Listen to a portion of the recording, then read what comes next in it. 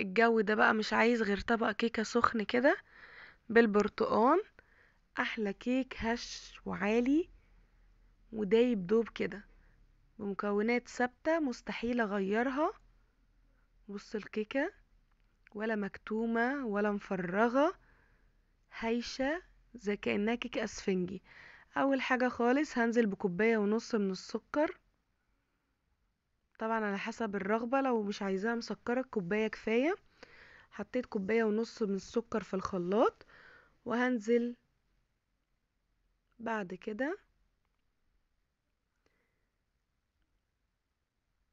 معلقة كبيرة خل، كوباية الا ربع من الزيت، ويفضل يكون نوعه كويس، 3 بيضات، لو البيض كبير ممكن بيضتين.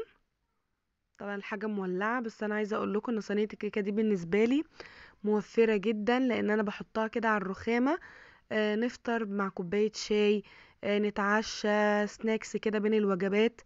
يعني بتقعد عندي يومين 3، فعايزة اقول لكم ان هي بتوفر لي جامد قوي. نزلت كده بالثلاث بيضات، وبعد كده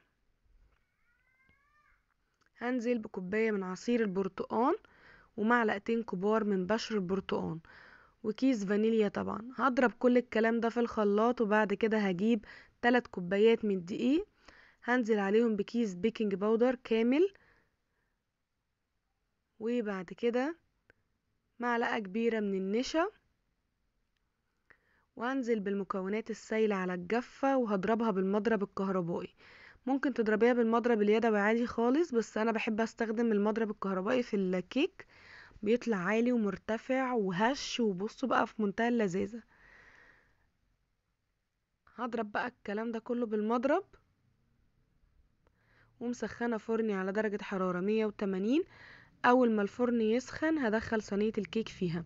عايزة اقول لكم ان الكمية دي ممكن نعمل منها صينيتين وسط او صينيتين صغيرين من الكيك، هيطلع جميل وتحفة. بس انا عندي صينية ألمونيا كبيرة كده، بحب ان انا استخدمها في الكيك.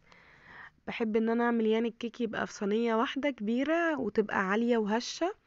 ممكن تعمليه على صينيتين، ممكن تعمليه كب كيك، يعني الموضوع في ايديكي.